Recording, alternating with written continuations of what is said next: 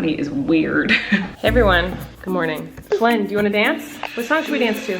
Oh, did you go in the back? Oh. You want the backhoe? Yeah. Hey, come here. All right, you ready? Watch how excited he gets for these songs. We're gonna dance. Get ready, Flynn, here it comes. Ready?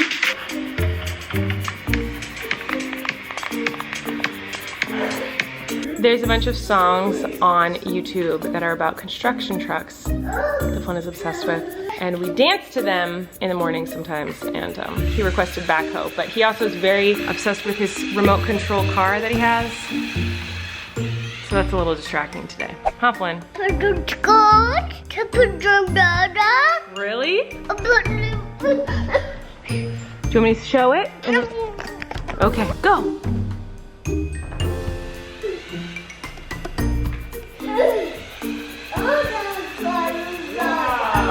Wow.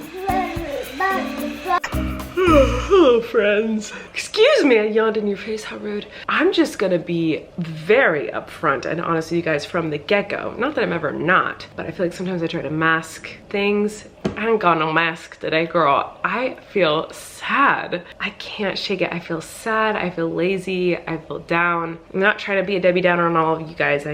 Trust me, I'm really not. And whenever I feel like this, I usually can perk up or snap out of it, or I just don't film until I'm feeling a little bit better. But today, I don't think that's coming. I mean, maybe it will. So it could be because I'm really tired. I didn't get much sleep last night. I'm stressed because, you know, 2020 is stressful. I'm really stressed about future of this country and the election and COVID and work and just all the things. So I'm feeling a little stressed about all that, but I have all these ideas in my head of like things I want to do for work, and I just can't motivate myself to start them, and that's frustrating me. So anyway, I don't want to be like wah pants right now, so I'm gonna stop. But I just wanted to let you know this vlog is wonk. That's why. Some days you just feel like bleh, and you can't shake it. And that's how I feel today. And I have been trying to sit and like count my blessings and like think of all the things I'm grateful for and how good I have it. And I've been trying to do that, and I still just can't shake this like heavy like bleh feeling today. So I don't know what that's about. Yeah, does that happen to you guys? I think it does. I feel like I've talked about this before. But I'm gonna try to get a little bit of work done and see if that makes me feel better. Because sometimes when I work, I feel like accomplished and I feel better. So I'm gonna try to do that. Yeah. That's all. Goodbye. Flynn woke up from his nap and we're playing with some Play-Doh. Well, I made Play-Doh with Eric and Flynn. Flynn is playing with Play-Doh. You having fun?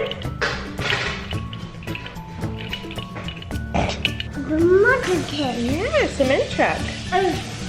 Good job, cutie. Yeah. I am spooked for a million reasons. I was just up in the front room over here. It's a mess, I know. And the cats were hanging out right in here and darted out, and I heard multiple sounds. I'm not gonna lie, it sounded like farting. But I'm home alone because Eric's taking the baby on a walk so that I could get some work done. But it really did sound like someone was farting in here. Hello? What was that sound?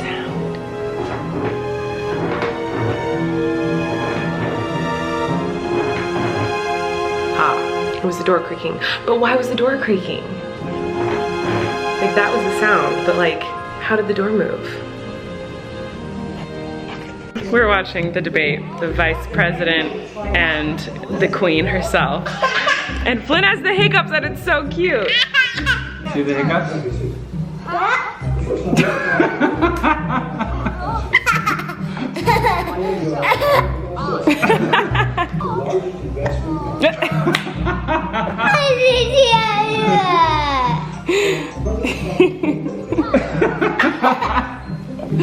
Do you have the hiccups?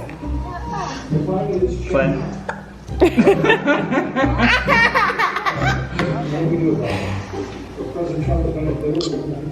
He's trying to fake it now.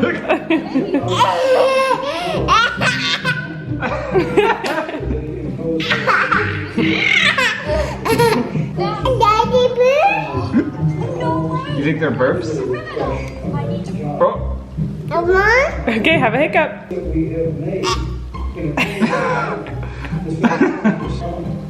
You know what's remarkable? I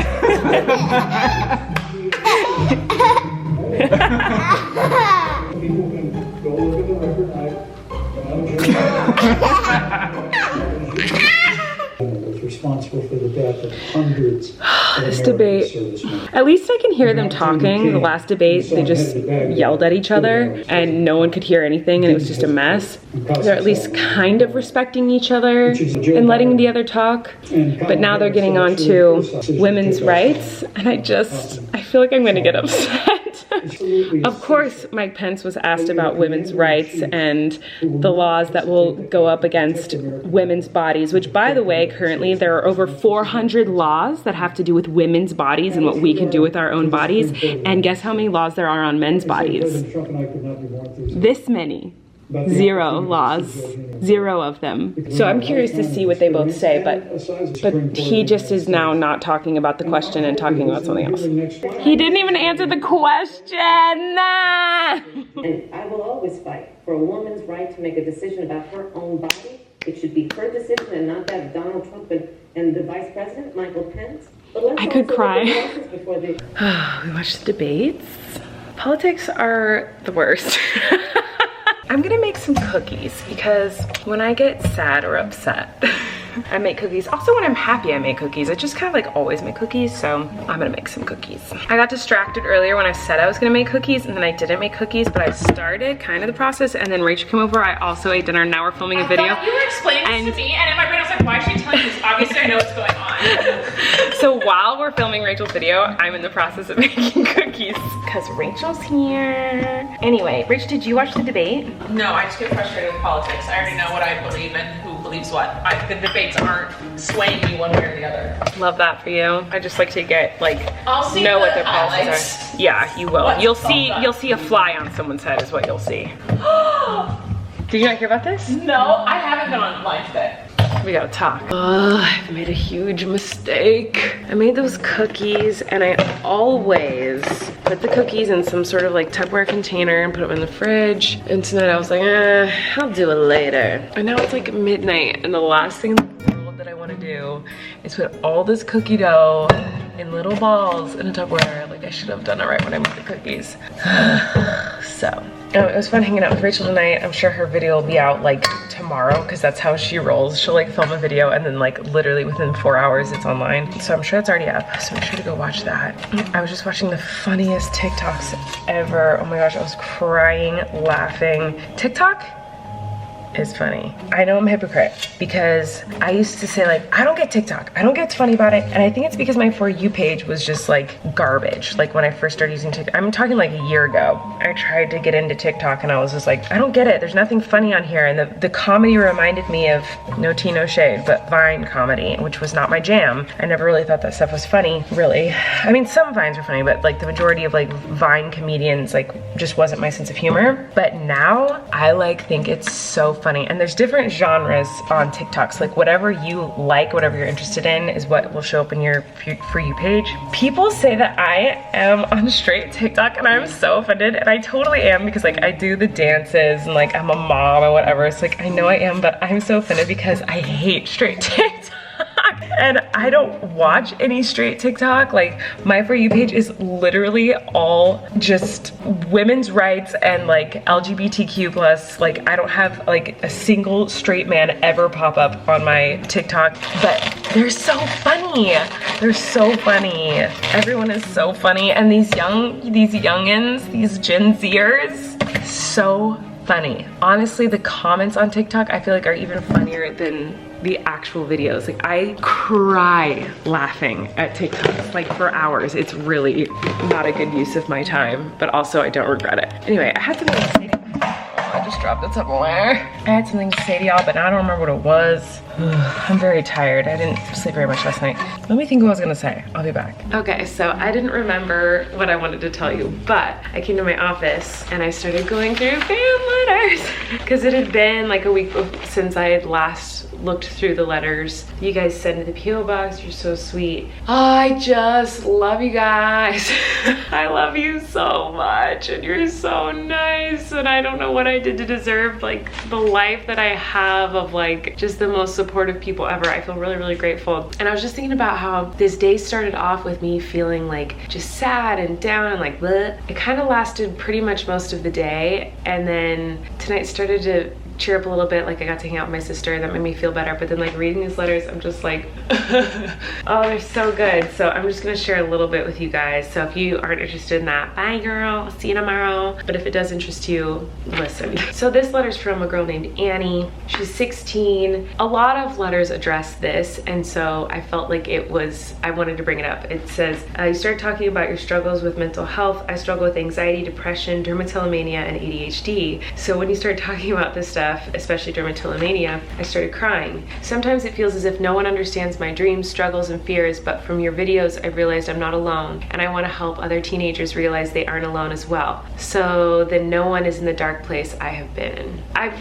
read a lot of letters tonight talking about like, thank you for talking about like your mental health struggles. I just want to say thank you for letting me talk about it, because I really do feel like I talk the most about it to you, to my camera, like to the people watching me every day. Like, of course I talk about it with my husband or my family or whatever, but like I really sit down and talk the most when I'm talking to the camera about what I'm going through, and it's just been really therapeutic for me and helped me so much to be able to like vent and talk, even though it's the internet and it's the place I get the hate, and it's the place that like makes me feel the most insecure is the stuff that comes from the internet. For some reason, this is the most judgment-free zone to me. Like when I'm sitting alone, talking to the camera, talking to you guys, talking to people who write these letters, is when I feel like the least amount of judgment. So, and anyway, it's very encouraging to get letters like that say that there are other people struggling with the same things as me, because it makes me feel less alone. You know, I can talk about it with my family and friends all day long, but at the end of the day, like they don't have